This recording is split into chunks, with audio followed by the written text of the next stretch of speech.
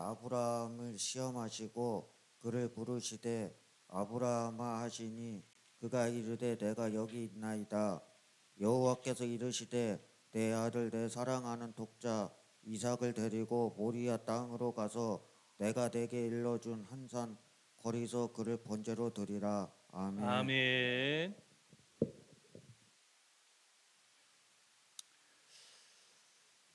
할렐루야. 여러분들 한 일주일 동안 또 승리하셨습니까? 아멘. 말씀을 듣는 시간인데 하나님이 말씀이라는 사실을 믿으시기를 바랍니다. 요한복음 1장 말씀에 말씀이 육신이 되셨다고 기록하고 있습니다. 그 오늘날에도 성령 하나님은 말씀을 통해서 하나님을 계시하시고 자신의 모습을 나타내시는 겁니다. 그래서 여러분들의 마음과 생각에 말씀에만 집중하는 시간이 되시기를 축원드립니다. 아멘. 오늘 우리가 사는 세상은 무엇인가를 붙잡아야지만이 행복해질 수 있다고 부추기고 있습니다.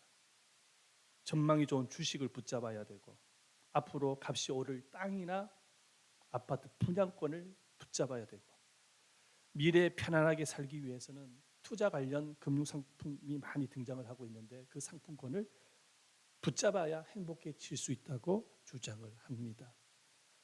그래서 너나 할 거 없이 붙잡기 위해서 경쟁을 합니다. 아파트 분양권을 붙잡기 위해서 경쟁을 하죠. 서울에 가보십시오. 얼마나 경쟁합니까? 기업가들은 더 많은 고객을 유치하기 위해서 경쟁을 하고 학생들은 더 좋은 대학에 들어가기 위해서 경쟁하고 청년들은 연봉이 센 기업에 들어가기 위해서 경쟁을 합니다. 이렇게 경쟁을 하고 있지만 세상의 것들을 붙잡기 위해서 경쟁을 하지만은 정말로 찾아오는 것은 행복이 아니라 고통일 경우가 많습니다. 이렇게 경쟁하면서 살아가는데도 찾아오는 것은 행복이 아니라 고통일 경우가 많습니다. 어떤 학자에 의하면 현대인들은 세 가지 고통에 시달리고 있다고 주장을 하고 있습니다. 첫째는 외로움입니다. 경쟁에서 이겨야 하니까 항상 외로운 것입니다. 둘째는 허무감입니다. 경쟁해서 성공을 해도 삶이 허무한 겁니다. 세 번째는 불안입니다. 다시 경쟁에서 밀려날까 봐 날마다 노심초사 불안해하는 거예요. 이 세 가지 고통 속에 있다고 주장을 하고 있습니다. 이 사실을 볼 때에 이 세상은 무언가를 붙잡아야지만이 행복해질 수 있다라는 이 논리는 거짓임을 알 수가 있습니다. 자, 그렇다면 성경은 어떻게 해야지만이 우리 인생이 보다도 행복해질 수 있는지에 대해서 성경은 뭐라고 말씀을 하고 있는 것일까요? 성경은 붙잡는 것이 아니라 반대로 내려놓을 때 행복해진다고 말씀하고 있습니다. 그래서 시편 37편 5절 말씀을 보면은 너의 길을 여호와께 맡기라 저를 의지하면 저가 이루시고 라고 말씀하고 있어요. 여기서 맡기라라는 단어를 유심히 살펴볼 필요가 있는데 영어 성경을 보니까 commit, 위임하다라는 의미인데 다른 말로 번역을 하면은 내려놓으라는 것입니다. 여러분들의 인생의 길과 여러분들이 안고 있는 그 무거운 짐을 주님께 내려놓으라는 거예요. 그리하면 주가 이루신다라는 것입니다. 주께서 인도하신다고 약속하고 계시는 것이죠. 그런데 주님을 믿는다고 하면서 우리가 가장 못하는 것이 있어요. 가장 못하는 것이 있어요. 예수를 믿는다고 하면서 교회를 다니면서도 가장 못하는 것이 있어요. 그게 뭐냐? 주님께 내려놓는 일을 못합니다. 주님께 내려놓지 못하니까 그 문제에 집착을 하게 되어지는 거예요. 돈에 집착을 합니다. 세상 일에 집착을 합니다. 사람에 집착을 합니다. 불안한 미래에 집착을 합니다. 본인이 안고 있는 상처에 집착을 합니다. 내려놓지를 못하는 거예요. 예수를 믿는다고 하면서 내려놓지 못하니까 날마다 찾아오는 것은 걱정과 염려와 불안과 고통밖에는 없는 것입니다. 오늘 이 본문의 말씀을 보면 내려놓지 못해서 집착증에 빠져 있는 한 사람을 우리가 만나게 되지는데, 그 사람이 누구냐니까는 아브라함입니다. 이 아브라함은 첫 아이 이삭을 낳기 전에는 오직 하나님을 바라보고 하나님께 집중했던 인물입니다. 여러분들 잘 알다시피. 그죠? 그런데 이삭을 선물로 받고 난 이후부터 아브라함의 얼굴에 수심이 가득하게 되집니다. 물론 아브라함이 첫 아이였던 이삭을 선물로 받게 되어졌을 때는 기쁨이 충만했습니다. 왜냐? 100세 때 낳은 아이였거든요. 100세 때 낳은 아이, 첫 아이. 그러니 기쁨이 가득하죠. 아나니 집사님, 우리 저기 딸 딱 넣으니까 기쁨이 가득했죠. 그와 똑같은 거예요. 아이가 없었는데 아이를 낳게 되어지니까. 그래가지고 그 아이의 이름을 뭐라고 짓습니까? 이삭이라고. 이삭이라는 이름의 의미가 뭐냐면 웃음이라는 의미입니다. 그만큼 아브라함은 웃음이 가득했던 것이죠. 그런데 세월이 흘러가면서 아브라함의 얼굴 속에 수심이 가득한 거예요. 그 이유가 뭐냐면 이삭에 대한 염려 때문에 수심이 가득하게 되진 거예요. 왜냐? 아들을 너무나도 사랑하다 보니까 아들에 대한 집착증이 이만저만이 아닌 거예요. 집착증. 아들을 너무 하나님보다 더 사랑했던 거, 이삭을. 사랑하니까 거기에 집착하게 되어지는 거예요. 그러니까 혹시나 우리 아들이 조금만 아프면 염려하는 거예요. 이삭이 제대로 공부를 못하면 염려하는 거예요. 응? 이삭의 장래를 생각하면서 날마다 염려를 하는 것입니다. 그 이삭만 쳐다보면 행복이 아니라 아브라함의 얼굴에는 수심이 가득했더라. 이삭을 너무 사랑하다 보니까 이런 현상이 일어난 거예요. 이삭을 사랑하다 보니까 집착증이 생기고 그 집착증이 염려로 변화가 일어난 것입니다. 어느새 아브라함은 이삭의 노예가 된 거예요. 노예. 이삭의 노예가 되고 만 거예요. 하나님의 노예가 아니에요. 이삭의 노예가 되고 만 거예요. 이삭이 아브라함의 우상이 되고 말았습니다. 우상이 되고 말았습니다. 이렇게 아브라함이 이삭을 향한 집착증에 빠져서 염려와 근심 속에서 살아가게 되어지니까 하나님께서 아브라함을 두 가지 신앙을 테스트하십니다. 신앙을 두 가지 테스트하세요. 첫 번째가 뭐냐? 내려놓음의 신앙을 테스트하십니다. 또 하나가 뭐냐? 순종을 테스트하십니다. 이 두 가지를 테스트하세요. 여러분 기억하십시오. 하나님보다 내가 뭔가를 더 사랑하게 되었을 때 하나님 반드시 테스트하십니다. 훈련시키는 거예요. 아브라함의 신앙을 테스트하시는 거예요. 그러니까 하나님이 어느 날 아브라함에게 찾아오세요. 그리고 갑자기 하나님께서 말씀을 하시는데 뭐라고 말씀하시냐? 사랑하고 있는 그 이삭을 모리아 산에 데리고 가서 번제물로 바치라는 거예요. 이 명령은 아브라함의 생애에 있어서 가장 견디기 어려운 그러한 시험이었습니다. 아브라함은 이 하나님께로부터 이런 명령을 받고 난 이후에 밤을 새워가고 고민하며 기도합니다. 그러면서 이런 기도를 하는 거예요. 하나님, 다른 것은 다 하겠는데 이것만큼은 못하겠습니다. 100세 때 낳은 이 눈에 넣어도 아프지 않을 이 아이를 어떻게 번제물로 바칩니까? 그러면서 이 아브라함이 하나님 앞에 그런 기도를 밤새도록 기도하는 거예요. 그런데 하나님의 음성이 들립니다. 순종해라. 이삭을 내려놓고 이삭을 내려놓아라. 순종해라. 하나님의 음성이 들리는 거예요. 그 밤 사이에 아브라함은 견딜 수가 없는, 정말로 이삭을 붙잡아야 될지, 하나님의 말씀대로 이삭을 내려놔야 될지 견디지를 못하는 거, 이 고민에 빠지는 거예요. 이 명령 앞에. 그런데 결국은 아브라함은 하나님의 말씀대로 이삭을 내려놓기로 결심을 합니다.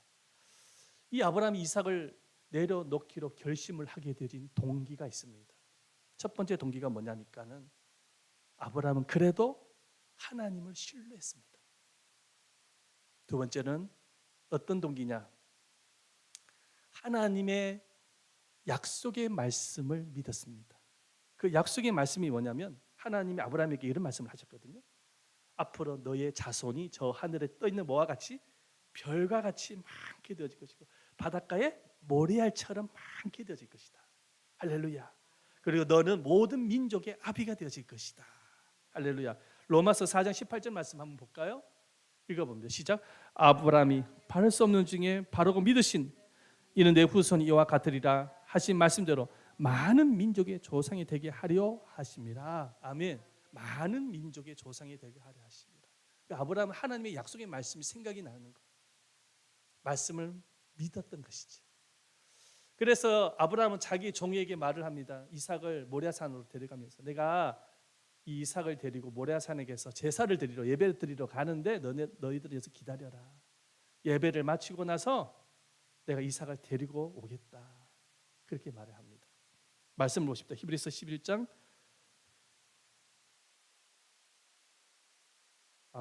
아닙니다. 그래서 아브라함이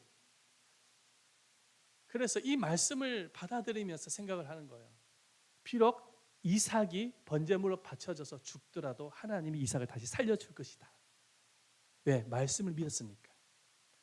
그 말씀을 의지했던 것입니다. 그래서 히브리서에는 이렇게 기록을 하고 있습니다. 히브리서 12장 19절 말씀 다 같이 한번 읽어봅니다. 시작. 그가 하나님이 능히 이삭을 죽은 자 가운데서 다시 살릴 줄을 생각한지라 비역컨대 그를 죽은 자 가운데 도로 받은 것이니라. 그러니까 아브라함은 하나님께서 번제물로 바치라고 했지만은 이삭을 다시 살려줄 것이다. 믿은 것입니다. 그래서 이삭을 데리고 번제물로 바치기 위해서 모리아산으로 올라가는데 종에게 말을 합니다. 내가 다시 돌아오겠다. 이삭과 함께 예배를 마치고 돌아오겠다. 그렇게 말을 합니다. 믿음이 없이는 그런 고백을 못하죠. 살려줄 것을 믿었으니까 이런 이야기를 한 것입니다. 우리 창세기 22장 5절 말씀 기록되어 있죠. 이에 아브라함이 종들에게 이르되 너희는 나귀와 함께 여기서 기다리라. 내가 아이와 함께 저기 가서 예배하고 우리가 너희에게로 돌아오리라. 아멘. 이삭과 함께 돌아오겠다고 말을 하는 거예요. 말씀을 믿었으니까. 약속의 말씀을 믿어서 내려놓을 수가 있었던 것입니다. 세 번째 내려놓을 수 있었던 동기가 뭐냐면 아브라함은 기도하는 사람이었기 때문입니다. 그래서 이 아브라함이 밤새도록 기도를 하면서 예수님이 겟세마네 동산에서 기도했던 것처럼 똑같이 기도했던 거예요. 똑같이 애절하게 간절하게 기도한 거예요. 땀방울이 핏방울 때까지는 아니지만 땀 범벅이대로 기도한 거예요. 그렇게 부르짖어서 기도하는 가운데서 하나님의 뜻을 발견하게 되어진 것입니다. 그래서 이삭을 내려놓을 수가 있었던 것이죠. 이렇게 아브라함이 이삭을 번제물로 내려놓으려고 하였을 때에 하나님의 본심이 드러나십니다. 12절 말씀 읽어봅니다. 12절 다 같이 읽어봅니다. 시작. 사자가 이르시되 그 아이에게 내 손을 대지 말라. 그에게 아무 일도 하지 말라. 내가 내 아들 내 독자까지도 내게 아끼지 아니하였으니 이제야 내가 하나님을 경외하는 줄을 아노라. 아멘. 오늘 이 말씀 속에서 잘 봐야 될 것은 뭐예요? 하나님이 뭐라고 말씀하십니까? 아브라함에게 이삭에게 손대지 마. 번제물로 잡으려고 하니까 칼로 잡으려고 하니까 손대지 마. 이삭에게 제발 부탁이다. 손대지 마. 그러면서 말씀합니다. 내가 내 아들 독자까지도 내게 아끼지 아니하였으니. 이게 뭐냐면 너가 그렇게 사랑했던 아들 이삭까지도 나를 위해서 내려놓으려고 하였으니 이제야 너가 나를 경외하는 줄을 알았다. 그 말씀을 주시는 거예요. 그래서 하나님께서 이삭 대신에 숫 양을 예비하셔서 이삭과 함께 예배를 드리게 하십니다. 그리고 아브라함은 그곳에 이름을 정하는데 이름을 뭐라고 정합니까? 여호와 이레라고 적습니다. 이레, 여러분 여호와 이레가 어떤 의미입니까? 준비하시는 하나님 이런 의미죠.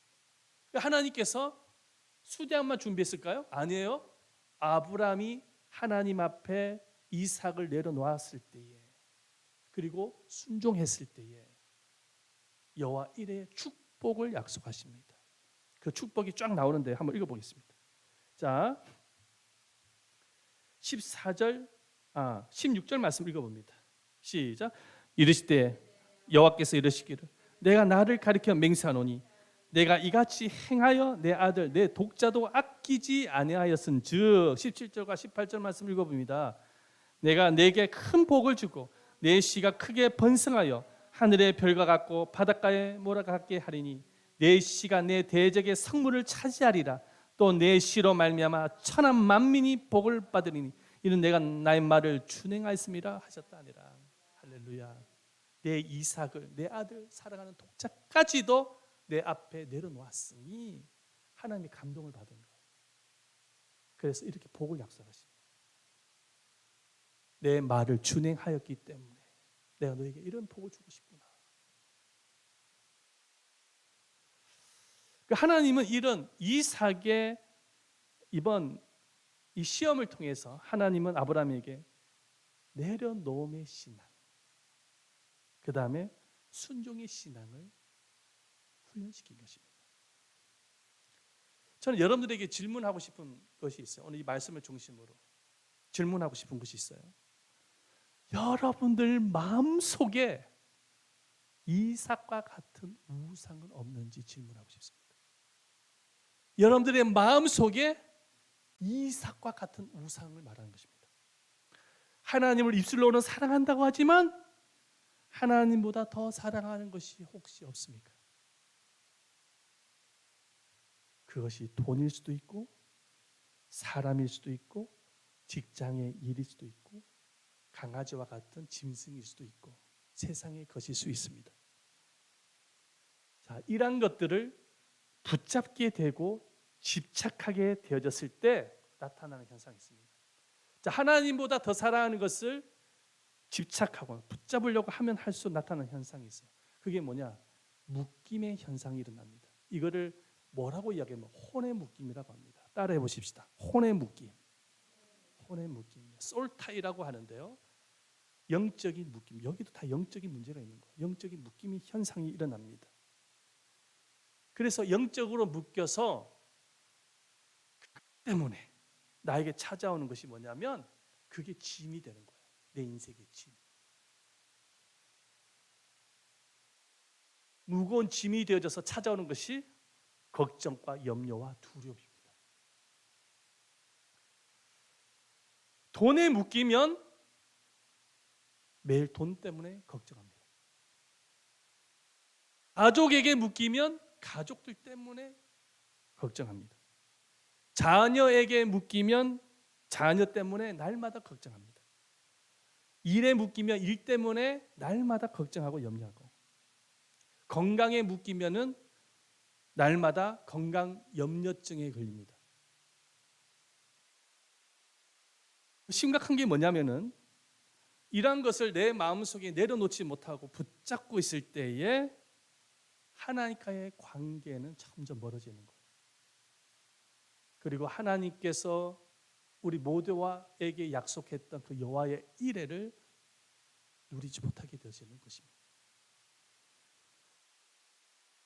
그래서 우리들의 마음속에 하나님보다 더 사랑하는 이삭이 있다고 한다면은 내려놓을 수 있어야 돼요. 내려놓을 때에 진정한 행복과 진정한 안식이 찾아오는 거예요. 그거를 붙잡고 있으면은 하나님께서 행복을 주고 싶어도 은혜를 주고 싶어도 오늘 막혀버리는 거예요. 그거를 내려놔야 하나님께서 우리에게 진정한 안식을 주시는 것입니다. 진정한 쉼이라는 것은 육체가 쉰다고 해서 쉼이 아닌 것입니다. 더 피곤해요. 내 영혼의 진정한 안식과 쉼을 누릴 때 쉴 수가 있는 것입니다. 묶여 있는 것을 내려놓을 때 가는 것이죠. 아브라함 이외에도 내려놓음으로 진정한 행복을 누렸던 수많은 인물들이 성경에 등장을 합니다. 그 중에 한 몇몇 사람을 제가 여러분들에게 소개를 시키려고 하는데요. 세리장 삭개오입니다. 세리장 삭개오. 이 세리장 삭개오는 인생을 어떻게 살았냐면은 평생을 움켜쥐기 위해서 살았던 사람, 평생을 얻기 위해서 살았던 사람이에요. 그래서 큰 부자가 되었어요. 이 세리장이 뭐 어떤 역할인지 아시죠? 그래서 평생을 그런 인생을 살다 보니까는 유대 사회에서 백성들로부터 왕따를 당했어요. 왕따를 당했어요. 동족의 혈세를 빨아먹는 매국노라는 그런 말을 들으면서 왕따를 당하고 말았어요. 그래서 삭개오는 돈은 많고 권력은 있었지만은 항상 마음속에 외로움이 있었어요. 마음속에 거절감이나 상처가 있었어요. 마음에 아픔과 괴로움이 있었습니다. 그런 인생을 살아갔던 것이죠. 그런데 이 삭개오가 예수님을 만나고 난 이후부터 진정한 행복이 어디서 오는지를 알았습니다. 그 행복은 붙잡는 데서 오는 것이 아니라 내려놓을 때 온다는 사실을 깨닫게 되신 거예요. 그래서 삭개오가 예수님께 고백을 합니다. 그렇게 자기가 소중히 여겼던 것을 내려놓겠습니다. 주님을 위해서, 가난한 자를 위해서 내려놓겠습니다. 그래서 이런 고백을 하죠. 누가복음 19장 8절 말씀이죠. 한번 읽어보겠습니다. 시작. 삭개오가 서서 주께 여짜오되 주여 보시옵소서 내 소유의 절반을 가난한 자들에게 주겠사오며 만일 누구의 것을 속여 빼앗은 일이 있으면 내 갑절이나 갚겠나이다. 내려놓겠습니다. 주님께 내려놓겠습니다. 그랬더니 예수님의 반응을 한번 보십시오. 삭개오를 굉장히 칭찬하십니다. 뭐라고 칭찬하십니까? 누가복음 19장 9절 말씀이죠. 예수께서 이르시되 오늘 구원이 이 집에 이르렀으니 이 사람도 아브라함의 자손이므로. 이 사람도 아브라함의 자손이라는 거예요. 예수님께서 이 삭개오를 칭찬을 하는데 최고로 칭찬하시는 거예요. 내려놓을 때 주님이 기뻐하십니다. 내려놓을 때 주님이 우리를 칭찬하시는 거예요. 내려놓을 때 진정한 행복이 찾아오는 거예요. 붙잡으면 붙잡을수록 고통과 아픔밖에 찾아오질 않아요. 내려놓을 때 오는 거예요. 행복. 여러분 사도 바울을 한번 생각을 해보시기를 바랍니다. 이 사도 바울도 삭개오처럼 평생을 움켜쥐기 위해서 얻기 위해서만 살았던 인물입니다. 그런데 사도 바울이 예수를 만나고 난 이후에 이 사도 바울이 예수님을 만나기 이전에는 어떤 인생을 살았습니까? 자기가 이스라엘 8일 만에 할례를 받은 것, 그 다음에 공부를 열심히 해가지고 바리새인이 되어진 것, 돈으로 로마 시민권을 산 것을 자랑하면서 다녔던 인물입니다. 그 사람이 사도 바울이에요. 인정을 받기 위해서 바리새인들로부터 인정을 받기 위해서 교회를 핍박했던 사람이 바울이었습니다. 그런데 이 바울이 예수를 만나고 난 이후에 변화가 일어나죠. 뭐라고 변화가 일어납니까? 예수를 만난 뒤에는 세상에서 그렇게 붙잡았던 부와 권력과 세상의 성공을 다 배설물로 여긴다고 말씀합니다. 배설물. 그리고 사도 바울의 자랑이 달라집니다. 그 자랑이 뭐냐? 자신을 내려놓는 것을 자랑합니다. 우리 말씀 볼까요? 고린도전서 15장 31절 말씀이죠. 함께 읽어보도록 하겠습니다. 시작. 형제들아 내가 그리스도 예수 우리 주 안에서 가진 바 너희에 대한 나의 자랑을 두고 단언하노니 나는 날마다 죽노라. 나는 날마다 죽는다. 자기의 자아를 죽이는 거예요. 자신의 죽음을 자랑하는 거예요. 자기를 죽이는 이 내려놓음보다 더 큰 내려움은 없을 것 같아.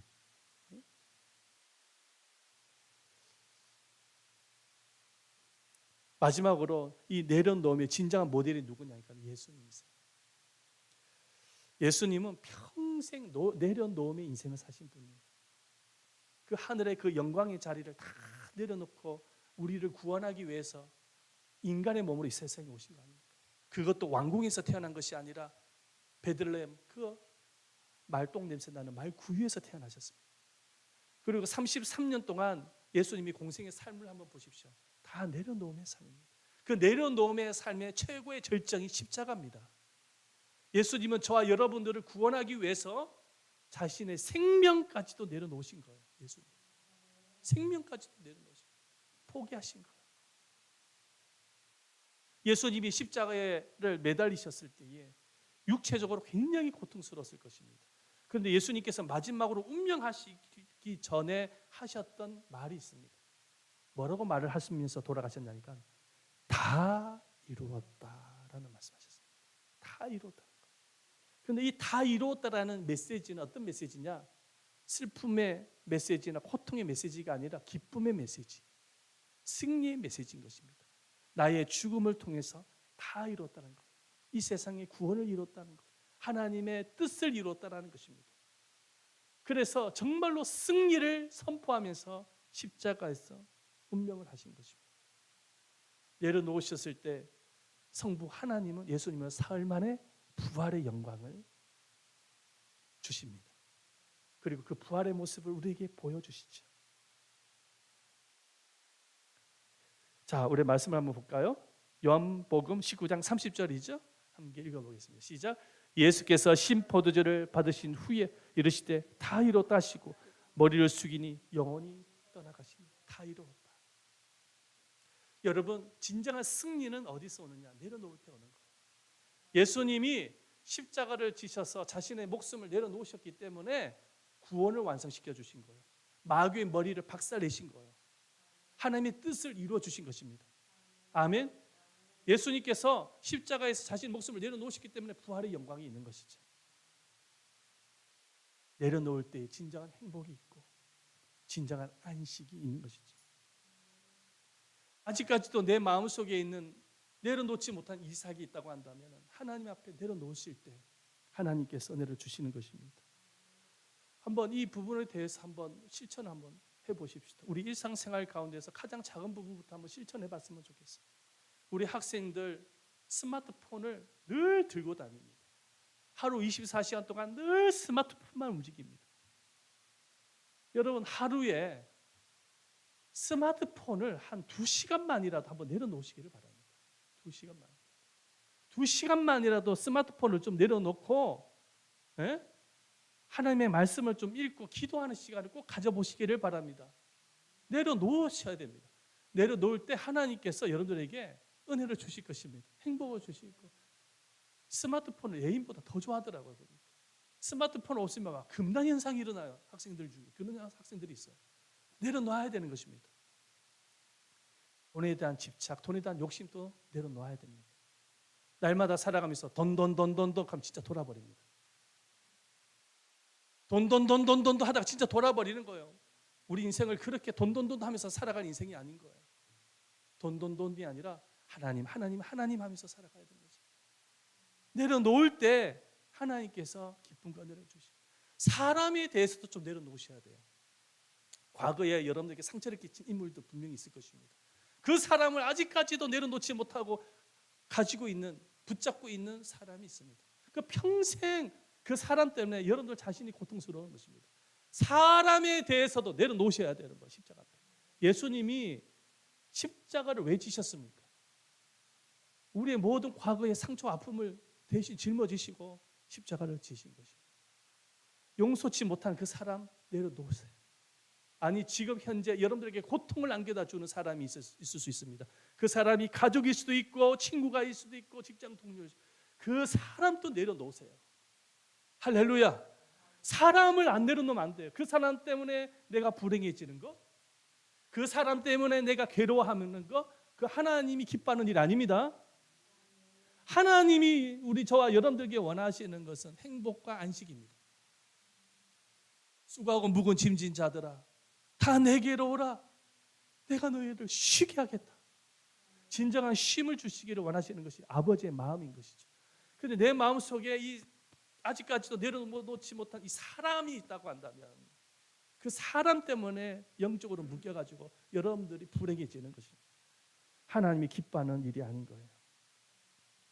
내려놓을 때 진정한 안식이 있습니다. 내려놓지 않고 그래도 나는 내려놓지 못하겠다. 목사님이 백날 그렇게 설교해봐야 소용없어요. 저는 절대로 안 내려놓을 겁니다. 계속 붙잡고 갈 겁니다. 이삭을. 자, 그러면 어떤 현상이 일어나느냐? 하나님이 시험하실 겁니다. 하나님이 테스트하실 거예요. 그리고 목사의 설교의 고집은 꺾을 수 있을지 모르겠지만 하나님의 고집은 못 꺾습니다. 반드시 하나님은 그 시험을 통해서 내려놓게 만드실 겁니다. 시험을 통해서 내려놓게 만드죠. 그래서 하나님께서 그렇게 하시기 이전에 우리가 먼저 내려놔야 되는 거예요. 말씀에 순종함으로 내려놓을 때 그곳에 하나님의 영광이 나타나는 것입니다. 여러분들 모두가 다 내려놓음으로 인해서 진정한 행복과 쉼을 누리시기를 예수님의 이름으로 축원드립니다. 아멘. 우리 한번 이 시간에 함께 찬양하면서 기도하는 시간을 가지겠습니다. 주 예수보다 더 귀한 것은 없습니다.